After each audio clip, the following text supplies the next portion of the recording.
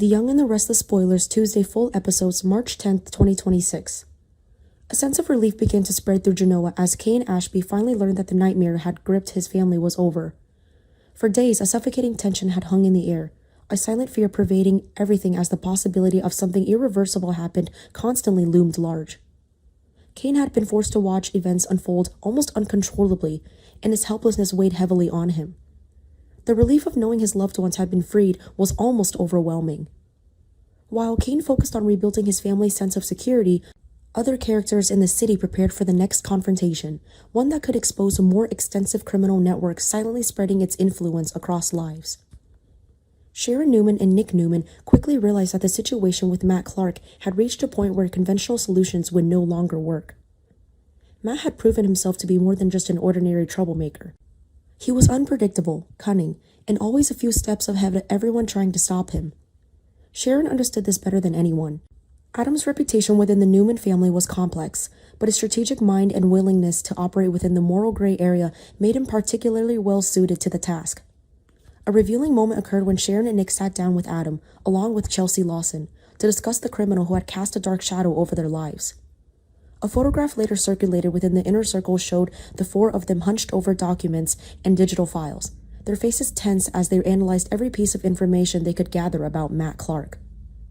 The discussion was tense, filled with suspicion and cautious trust, but ultimately led to a bold decision. Adam and Nick would travel to Las Vegas, where they believed Matt might be hiding. It was a risky move, one that could expose Matt's activities or draw them directly into his trap. But for Nick, waiting was no longer an option, and Adam seemed energized by the prospect of confronting someone as skilled in manipulation as himself. While the Newman brothers prepared to pursue Matt Clark, another dangerous confrontation began elsewhere. Patty Williams continued to tighten her psychological control over Jack Abbott, drawing him deeper into a web of chaos and manipulation. Patty's obsession with Jack never truly faded, and now she seems more determined than ever to convince him that their lives were somehow intertwined by fate. She lured him into a luxurious yacht, the very vessel Victor Newman had used to hold Jack captive in the early stages of this insidious story. The location itself held a dark symbolic meaning, reminding Jack of the moment his freedom was taken away and how easily powerful men like Victor could manipulate others. Standing on the yacht's deck, with the vast expanse of water stretching endlessly around him, Jack could no longer bear Patty's illusions. He calmly told her that the only solution was for them to go their separate ways. No matter how much she believed in destiny, no matter how much of a story she conjured in her head about them belonging together, it wasn't true. Jack insisted that they had to end this once and for all. But Patty's response sent a shiver down Jack's spine. She quietly explained that she couldn't simply leave because she was the one who had orchestrated his capture. In that moment, Jack realized that Patty might just be a piece of a much larger plan. Someone else orchestrated his captivity, and Patty played only a role in a plan whose full scope remains hidden. Back in Genoa, the emotional repercussions of Jack's disappearance continued to erupt in violent ways. Diane Abbott has reached her breaking point, and the target of her rage is Phyllis Summers.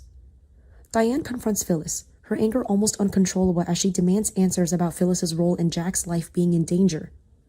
In Diane's view, the situation is simple and unforgivable. If Jack was taken hostage, why didn't Phyllis immediately hand over control of Chancellor School to Billy Abbott if that's what the kidnappers wanted? The heavy oak doors of the Abbott mansion felt less like a sanctuary and more like a mausoleum.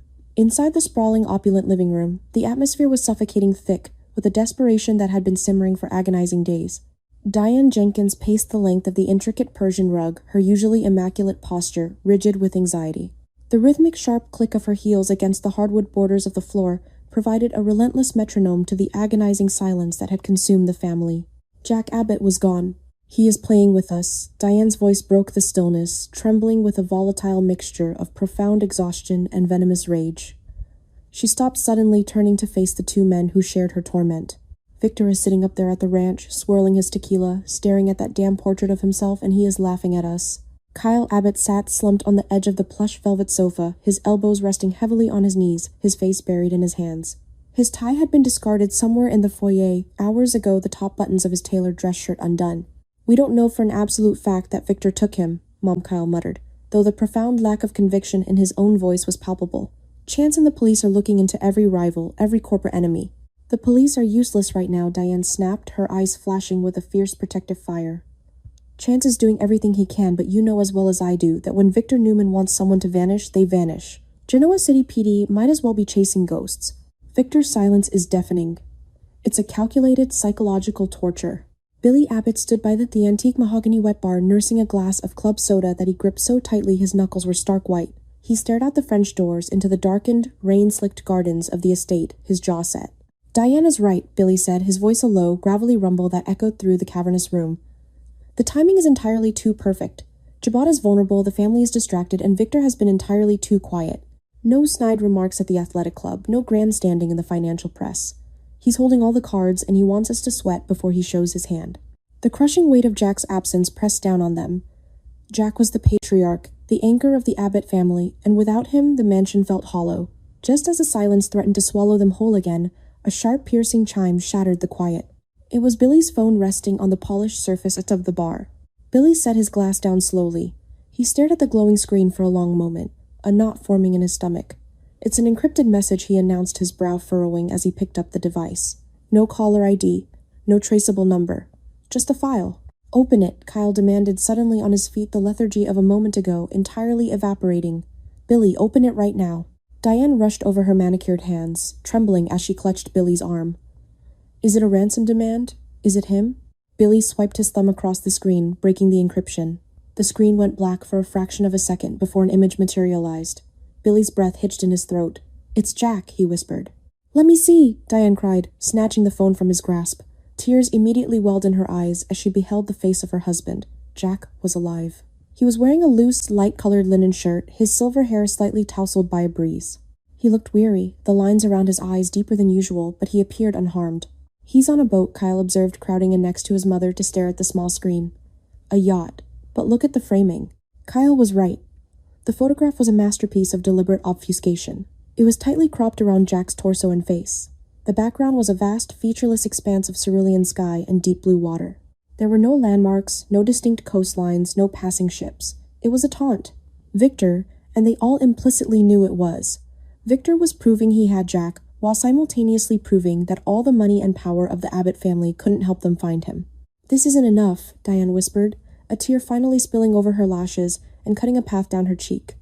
He's in the middle of nowhere. It could be anywhere in the world. No, Billy, said a sudden sharp edge of determination entering his voice. Victor is arrogant. He thinks he's playing a flawless game of chess. But nobody is flawless.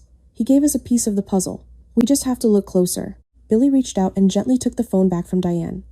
Kyle, boot up your laptop. Connect it to the main screen. We're going to tear this photograph apart pixel by pixel.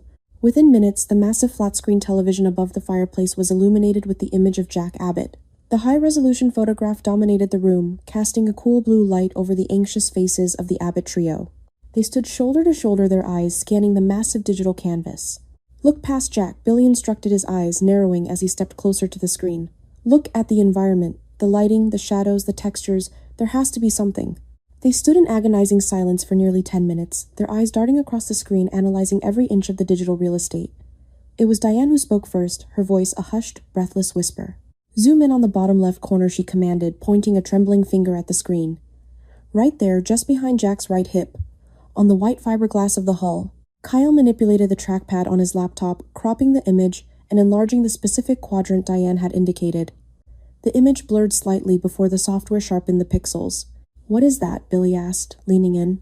Just visible beneath the polished stainless steel of the yacht's railing was a partial insignia. It was faded, perhaps intentionally obscured or just worn by the salt and sun, but the curved lines were unmistakable. It was a stylized crest, a seahorse intertwined with a trident stamped in a faded gold leaf against the pristine white hull. That's not a Newman corporate logo, Diane murmured, her eyes wide with realization. Victor wouldn't put Jack on a Newman Enterprises vessel. That would be too easy to track through corporate registries. He's using a proxy. It looks like a logo for a luxury charter company. Kyle suggested, his fingers flying across his keyboard as he opened a new window to run a reverse image search. Or maybe a private seaport or an exclusive yacht club. If we can identify that crest, we can narrow down the fleet of ships it belongs to or the marina it calls home. Run it through every maritime registry you can access, Billy ordered. Don't stop until you find a match. As Kyle initiated the search algorithms, he glanced back up at the screen, his eyes catching on a different section of the photograph. Wait, Kyle said, his voice tightening. Look at the window behind him. The glass of the master cabin. Billy and Diane shifted their focus to the upper right quadrant of the photograph. Behind Jack, the tinted curved glass of the yacht's superstructure reflected the world in front of the vessel. At first glance, it looked like nothing more than a distorted smudge of light and shadow ruined by the glare of the sun. "It's just glare, Kyle," Diane sighed, the brief spark of hope dimming. "No, it's not just glare," Kyle insisted, his youthful energy surging as he leaned over his keyboard. "It's a reflection. The glass is curved, which distorts the image, but I can fix that." He rapidly opened a sophisticated photo editing suite. "I'm going to isolate the reflection, invert the colors, and adjust the contrast to cut through the polarization." The room held its collective breath as Kyle worked. The smudge on the screen shifted colors, bleeding and separating as the software fought to reconstruct the reflected light. Suddenly, the chaotic pixels snapped into a semblance of clarity. It was a blurry, distorted, but undeniable image of a coastline. But it wasn't just any coastline. The architecture was distinct. Through the digital enhancement, they could make out the geometric shapes of buildings painted in vibrant sun-bleached pastels, coral pinks, seafoam greens, and pale yellows. Rising above the colorful rooftops was a distinctive weathered stone structure. "Is that a lighthouse?" Diane asked, squinting at the screen. "No," Kyle said, his eyes practically glued to his monitor. "Look at the base. It's too wide, too fortified. That's a colonial-era fortress wall. You don't see that kind of architecture on the Great Lakes, and you certainly don't see those pastel colors on the eastern seaboard or the Mediterranean." It's tropical, Billy confirmed, a profound sense of clarity washing over him. He stepped away from the screen and began to pace, his mind racing, connecting the dots of his own past experiences and travels. He turned back to the screen, his eyes sweeping over the deck of the yacht. "Pan right, Kyle. Look at the clutter on the teak deck just out of focus in the foreground." Kyle shifted the image, bringing a brass object into the center of the screen. It was partially obscured by a coiled mooring line, but its shape was distinct. "It looks like an old compass," Diane said dismissively. "What does that tell us?" "It's not just a compass," Billy said, a slow, triumphant smile spreading across his face. "That is an antique brass binnacle, and right next to it is a vintage Polaris housing. It's old-school maritime navigation equipment." "So, it's a boat, Billy. Boats have navigation equipment," Kyle pointed out, frustrated. "Not modern luxury mega-yachts," Billy countered, his voice rising with excitement. "Modern yachts use digital GPS interfaces, radar arrays, and sleek minimalist helm stations. You only see that kind of heavy antique brass equipment on a very specific class of vessel. A classic restored wooden yacht. A gentleman's schooner. They are incredibly rare, incredibly expensive to maintain, and they don't just sail anywhere." Billy pointed to the brass instrument on the screen. "Look at the shadow it's casting on the teak deck. It's incredibly short. The sun is almost directly overhead. Combined with the watercolor, the clarity of the sky, and that reflection." The Caribbean Diane breathed the realization, hitting her like a physical blow. She pressed her hands to her mouth, her eyes wide. "He's in the Caribbean Sea." "Exactly," Billy said, his eyes blazing with a dangerous predatory light. "The pastel architecture, the colonial fortress, and the reflection that narrows it down to specific islands. Nassau, Antigua, maybe Street. Bart's or a private quay near the Virgin Islands. The charter logo on the hull belongs to a boutique fleet that operates in those waters, catering to billionaires who want the aesthetic of a classic sailing yacht." The disparate, fragmented clues had suddenly coalesced into a blindingly clear picture. Victor had tried to hide Jack in the vastness of the ocean, but his own hubris, his need to taunt them with a photograph, had been his undoing. They didn't have GPS coordinates, and they didn't have an exact island yet, but they had a hunting ground. The Caribbean Sea. Kyle slammed his laptop shut, the sharp crack echoing like a gunshot in the cavernous living room. "I'll get my team at Glissade to discreetly hire the best private maritime investigators in Miami and San Juan. We can cross-reference the charter logo with registries of classic yachts operating in the Caribbean. And I will start pulling the flight logs of every Newman Enterprises private jet and every shell company Victor uses to charter flights," Billy added, rolling up the sleeves of his shirt. "If Victor moved Jack to the Caribbean, there's a paper trail. A fuel receipt, a flight plan, a bribe to a customs official. Victor is thorough, but he's not invisible." Diane stood taller, the trembling in her hands, completely gone, replaced by a terrifying, icy composure. The desperate, terrified wife had vanished, replaced by the formidable matriarch of the Abbott family. She looked at the image of her husband on the frozen screen, her heart aching with love, but her spirit hardening for the war ahead. "Victor thought he was sending us a message of defeat," Diane said, her voice dropping to a lethal whisper. "He thought he could break us by showing us exactly what we couldn't reach. But he made a mistake." She turned to Billy and Kyle, her eyes locking with theirs, forging an unbreakable pact in the quiet of the mansion. "We know where to look now. We are going to comb every inch of the Caribbean Sea. We are going to find that yacht, we are going to find that charter company, and we are going to tear Victor Newman's empire apart to bring Jack home." Billy nodded slowly, reaching into his pocket to pull out his phone. The time for despair had passed. The time for action had arrived. "Let's get to work," Billy said. "We're going hunting."